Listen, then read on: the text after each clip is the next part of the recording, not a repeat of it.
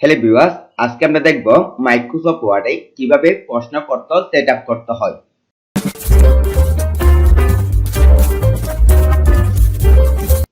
এখানে দেখেন আমি একটা প্রশ্নপত্র সেটআপ করে রাখছি। আপনারা কিভাবে এরকম করে প্রশ্নপত্র সেটআপ করবেন আজকে এই ভিডিওর মধ্যে আমরা দেখব। এখানে দেখেন আমি একটা প্রশ্নপত্র সেটআপ করে রাখছি।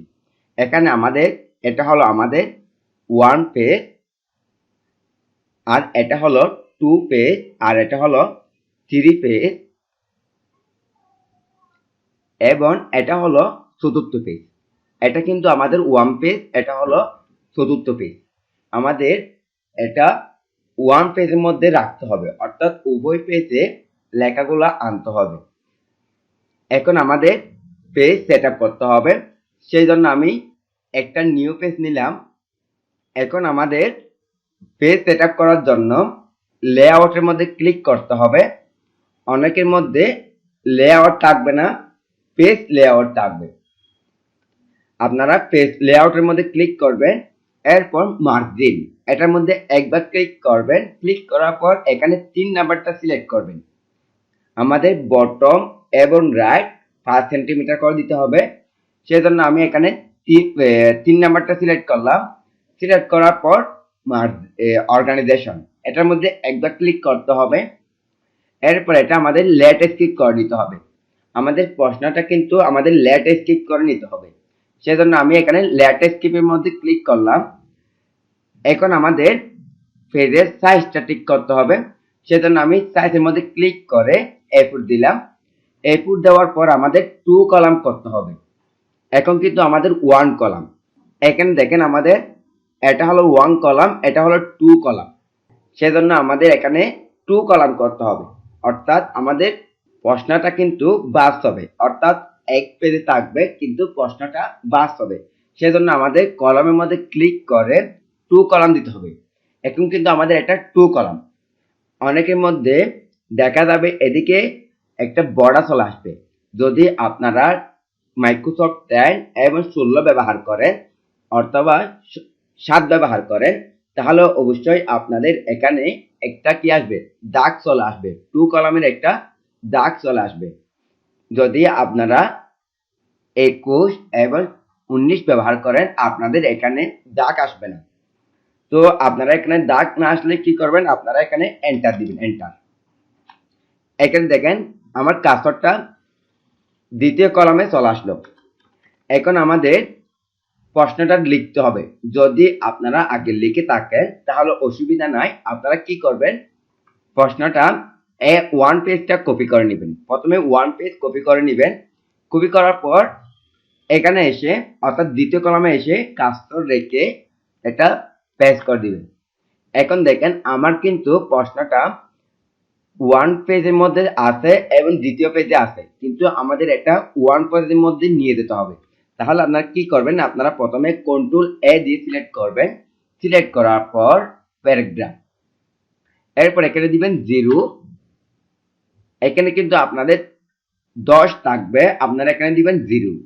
এরপর এখানে ক্লিক করে মাল্টিপ্লাই, এখানে দিবেন 1 দেওয়ার পর আমাদের ওকের মধ্যে ক্লিক করতে হবে। ক্লিক করার পর আবার আমাদের হোম মেনুর মধ্যে ক্লিক করতে হবে। ক্লিক করার পর প্যারাগ্রাফের নিম্নমুখ উপরে নিম্নমুখী তীরে ক্লিক করতে হবে এটার মধ্যে, অর্থাৎ লাইন প্যারাগ্রাফ এটার মধ্যে ক্লিক করতে হবে। ক্লিক করার পর আমাদের দিতে হবে 1.0। এরপর এটা আপনারা কি করবেন, এন্টার দিবেন, এন্টার। এখন দেখেন আমার প্রশ্নটা কিন্তু 1 পেজের মধ্যে চলে আসলো। এদিকে কিন্তু একটু আছে, এটার কোনো সমস্যা নাই। এটা আপনাদেরকে কিভাবে সেটআপ করতে হয় সেগুলো একদম পুরো ভিডিওটার মধ্যে দেখিয়ে দেব। এখন আমি দ্বিতীয় পেজটা নিয়ে আসতেছি। এখন আমাদের এখানে রাখতে হবে, অর্থাৎ আমাদের এটা হলো দ্বিতীয় পেজ, এটা হলো আমাদের তৃতীয় পেজ, সেজন্য আমাদের দ্বিতীয় পেজে রাখতে হবে। এরপর পেজ করে দিতে হবে। এখানে দেখেন আমার 1 পেজ, 2 পেজ, 3 পেজ। এখন আমাদের 1 পেজ পূরণ হয়ে গেল, 2 পেজ পূরণ হয়ে গেল, 3 নম্বর পেজে পূরণ হয়ে গেল। এখন আমাদের বাকি আছে চতুর্থ পেজ। এখন আমাদের দ্বিতীয় পেজটা লেখাগুলো সাইজ ঠিক করতে হবে। এখন আমাদের কন্ট্রোল এ দিয়ে সিলেক্ট করতে হবে। সিলেক্ট করার পর প্যারাগ্রাফ, এরপর এখানে দিবেন 0, এরপর এখানে দিবেন মাল্টিপ্লাই, এখানে দিবেন 1, এখানে দিবেন 0, দেওয়ার পর এখানে ওকের মধ্যে ক্লিক করবেন। এখানে দেখেন আমার কিন্তু এদিকে লাইনটা বাঁক হয়ে গেছে। এখানে আপনারা কি করবেন, এটা ব্যাক স্পিড দিবেন, ব্যাক স্পিড দিবেন। দেওয়ার পর এখানে দেখেন আমাদের এটা আমাদের এদিকে, এটা কিন্তু আমাদের দিতে হবে এদিকে। আর এদিকে দেখেন এটা কিন্তু আমাদের এদিকে আছে, এটা কিন্তু আমাদের দিতে হবে এদিকে। তো আপনারা এটা সেট আপ করে নেবেন। এখন আমি চতুর্থ পেজটা নিয়ে আসতেছি। এখানে আমাদের এটা পেজ করে দিতে হবে। এখানে দেখেন আমাদের এটা হলো আমাদের 1 পেজ, এটা হলো 2 পেজ, 3 পেজ। এখন আমাদের আবার এদিকে চলে আসলো। তাহলে আপনারা এটা কি করবেন, এটা আবার পুরো সিলেক্ট করবেন। সিলেক্ট করার পর এটা কন্ট্রোল এক্স দিবেন। এক্স দেওয়ার পর এখানে এসে এটা পেজ করে দিবেন, অর্থাৎ চতুর্থ পেজে এসে পেজ করে দিবেন। এখানে দেখেন আমাদের এদিকে খালি। তাহলে আপনারা কি করবেন, আপনারা ডিলিট দিবেন, ডিলিট। এটা কিন্তু উপরে চলে যাবে, ডিলিট। যখন আপনি ডিলিট দিবেন সাথে সাথে এটা উপরে চলে যাবে। এদিকে আরো অনেক বাকি আছে, আমি ডিলিট দিচ্ছি। এখানে দেখেন আমাদের এটা সেট আপ হয়ে গেল। এদিকে দেখেন 1 পেজ, আর এটা হলো আমাদের 2 পেজ, এটা হলো আমাদের তৃতীয় পেজ। এদিকে দেখেন আমাদের এটা চতুর্থ পেজ। এখন আমাদের সংখ্যাগুলো ঠিক রাখতে হবে, অর্থাৎ আমাদের এই সংখ্যাগুলো হবে এদিকে। সেজন্য আমাদের মার্জিন টানতে হবে। যদি আপনি মার্জিন না টেনে যদি এদিকে নিয়ে যান, তাহলে কিন্তু এখানে দেখেন এটা কিন্তু আমাদের একটা এদিকে আরেকটা এদিকে এলোমেলো হয়ে গেল। তাহলে আপনারা কি করবেন, আপনারা প্রথমে ফাইলে ক্লিক করবেন, অর্থাৎ মার্জিন টানার জন্য।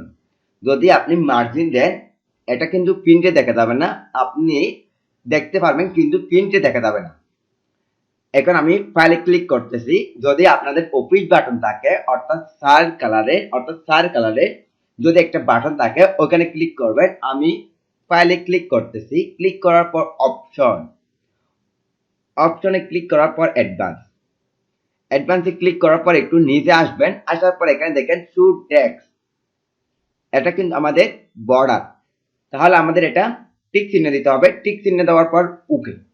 এখানে দেখেন আমার কিন্তু মার্জিন চলে আসলো। এটা যদি আমি এদিকে নিয়ে যাই তাহলে আমাদের দিতে হবে ব্যাক স্পেস।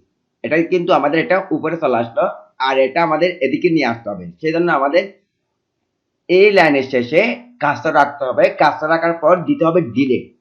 যদি না আসে তাহলে আপনারা কি করবেন, লিখে দিবেন। যদি আপনারা লিখে দেন তাহলে এটা এদিকে চলে যাবে।